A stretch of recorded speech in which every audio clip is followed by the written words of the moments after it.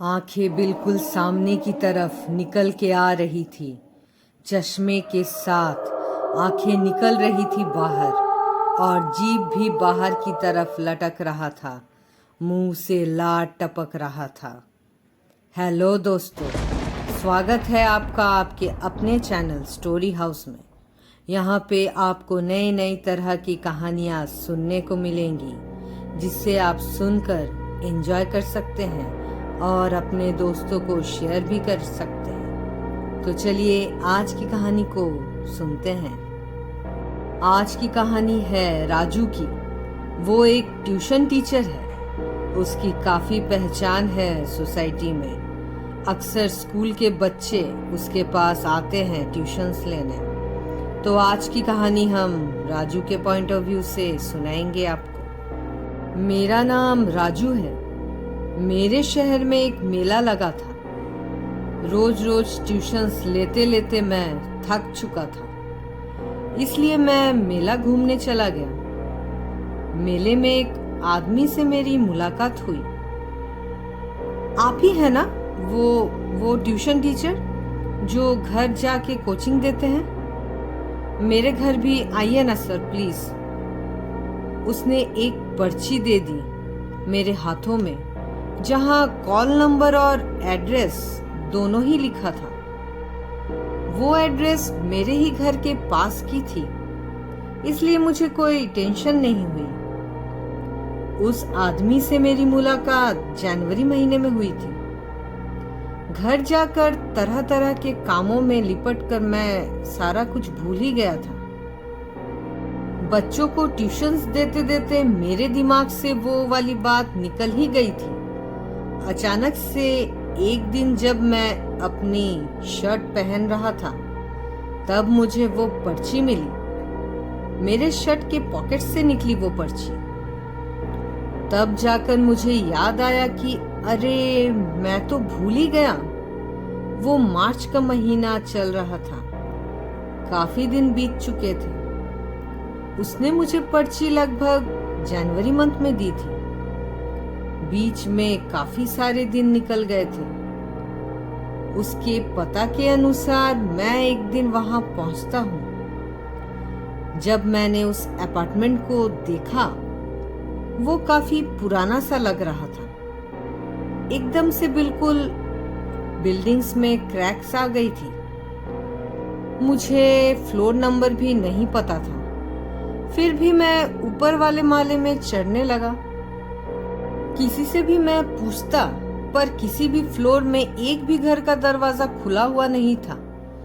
मैं सीढ़ियों से चढ़ा जा रहा था।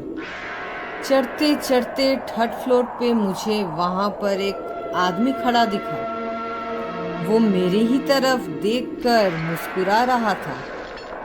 उसने मुझसे कहा, आइए आइए, आपका ही मैं इंतजार कर रहा था। अजीब सी बात है, मैंने पहले कभी इस आदमी को तो देखा ही नहीं था।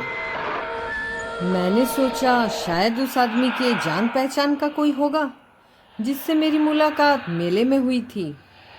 मैं उसके बुलाने पे उसके फ्लैट में घुसता हूँ। फ्लैट में एक अजीब तरीके से बदबू आ रही थी। लग रहा था फ्लैट काफी दिनों से बंद पड़ा है। जब मैं घर में घुसा, घर काफी सजाया हुआ था। सोफा, बेड, टेबल, चेयर सब अपनी अपनी जगह पे सेट थी। मैं जाकर सोफे पे बैठ गया। एक बात मैंने नोटिस की, जब मैं उस फ्लैट में घुसा तब वो आदमी वहां पे नहीं था। मेरा मतलब है कि वो मेरे पीछे ही खड़ा था, पर तब नहीं था जब मैं वहां घुसा।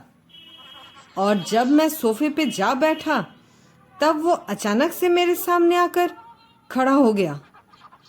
फिर मैंने उससे पूछा कि स्टूडेंट कौन है?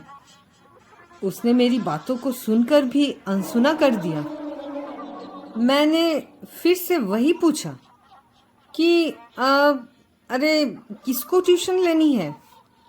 फिर उसने अचानक से मेरी तरफ देखकर कहा, मेरी बहन शाम को आएगी। मैंने सोचा शायद इनकी बहन के बच्चे होंगे जो ट्यूशन पढ़ना चाहते हैं। मैंने फिर से वही चीज़ पूछ डाली, आपके बहन के बच्चों को ट्यूशन्स चाहिए क्या? उन्होंने कहा, हाँ शायद। शायद? ये कैसा जवाब है?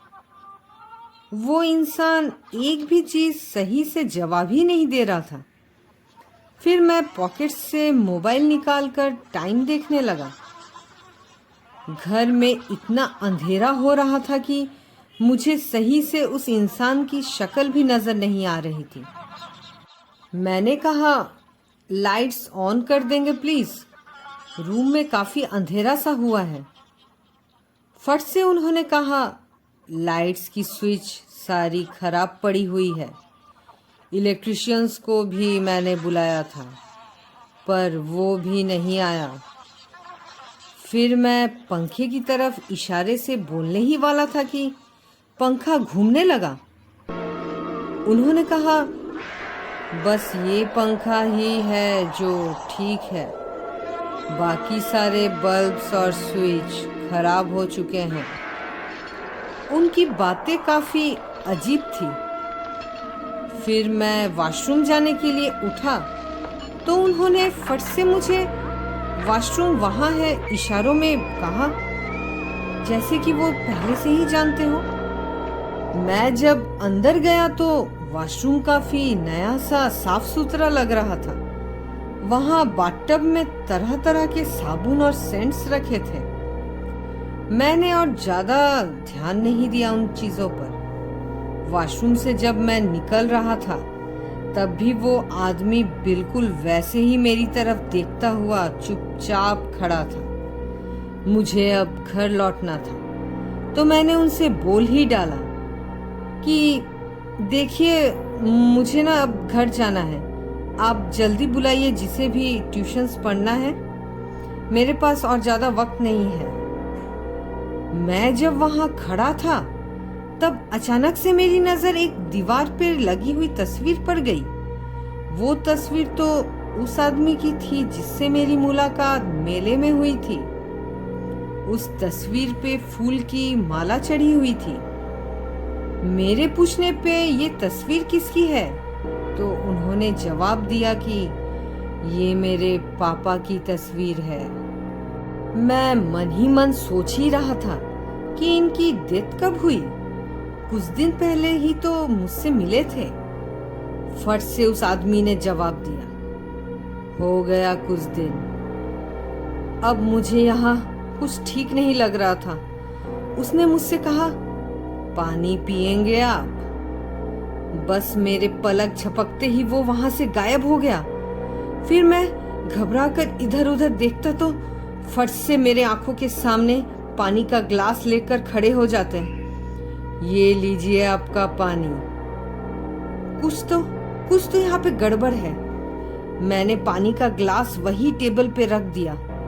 वो आदमी जाकर मेरे ही सामने वाले बेड पे बैठ गया। मैं उसके ठीक पीछे खड़ा था। उसने अपनी गर्दन को पूरे मेरे तरफ घुमा दिया, बिल्कुल उल्टा, और पतली सी घिसी घिसी आवाज में बोला, लॉकेट को उतारो। उसकी आंखों में जलन और गुस्सा था। मैंने टी शर्ट पहना था और मेरे गले में छोटे उम्र से ही एक मंत्रों का लॉकेट था जिसे मैं हमेशा अपने गले में ही पहना रहता, पर वो बाहर नजर नहीं आता। ताज्जुब की बात तो यह थी कि उसे मेरी लॉकेट का कैसे पता चला, और शायद इसी वजह से वो अभी तक मेरे साथ कुछ बुरा नहीं कर सका। उसके बोलते ही मैंने अपने लॉकेट को दबा के पकड़ा और भगवान का नाम लेकर जोर से उस दरवाजे को खोला। दरवाजा से बाहर आते ही वो दरवाजा अपने आप अंदर से तुरंत बंद हो गया। मैं जोर जोर से सांस ले रहा था। जब मैं उस सामने वाली सीढ़ी से उतरने गया तब फिर से मैंने उस आदमी को सीढ़ी में खड़ा पाया। अब की बार उसके चेहरे की काया ही पलट चुकी थी। दोनों आंखें एकदम से चश्मे के साथ बाहर निकल के आ रही थी और उसका जीभ बाहर की तरफ लटकने लगा था। जीभ उसकी बहुत लंबी निकली हुई थी और उस जीभ से लाट टपक रहा था। वो धीरे धीरे एक एक सीढ़ी से ऊपर की ओर चढ़ रहा था। ये सब देखकर मैंने बहुत जोर से चिल्लाया और उसके बाद वहीं गिरकर बेहोश हो गया। मेरी चिल्लाने की आवाज़ से आसपास के लोग शायद निकले होंगे। तभी तो जब मुझे होश आया तब मैं वहीं सीढ़ियों में पड़ा हुआ था और आसपास के लोग मुझे उठा रहे थे। मैंने जब उस फ्लैट की तरफ देखा तो मेरी आंखों में विश्वास ही नहीं हुआ, क्योंकि वो फ्लैट बहुत पहले से, लगता है बहुत सालों से बंद पड़ी थी, क्योंकि दरवाजे में इतने बड़े ताले लगे हुए थे और दरवाज़ों पर मकड़ी के जाले भी हो गए थे। लग रहा था बरसों से उस घर को किसी ने खोला नहीं। पर मैं तो कुछ देर पहले ही इस घर के अंदर था। ये मैं क्या देख रहा हूँ?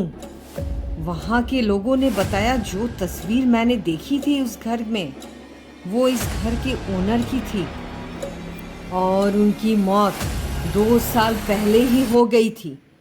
और जिस आदमी का जिक्र मैं कर रहा था वो इन्हीं का बेटा था। उसने कुछ ही दिन पहले इसी घर में पंखे से फंदा लगाकर आत्महत्या कर ली थी। उस अपार्टमेंट के सारे लोगों को पता था कि ये फ्लैट एक हॉन्टेड फ्लैट है, इसलिए शायद घर में सिर्फ वही पंखा घूम रहा था जिससे लटककर उसने अपनी जान ली थी। आज तो मेरी जान मेरे गले के लॉकेट की वजह से बच गई, पर ये मुझे अभी भी नहीं समझ आ रहा था कि उन आत्माओं ने मुझे ही वहां क्यों बुलाया था और मैं कैसे उस बंद पड़े पुराने फ्लैट के अंदर गया। तो ये थी यहीं तक की कहानी। आज की कहानी आपको कैसी लगी हमें ज़रूर बताएं, और अच्छी लगी तो ज़रूर स्टोरी हाउस को सब्सक्राइब करें ताकि इसी तरीके की कहानी आप सुन सके और एंजॉय कर सके। मिलते हैं नेक्स्ट कहानी में आपके साथ।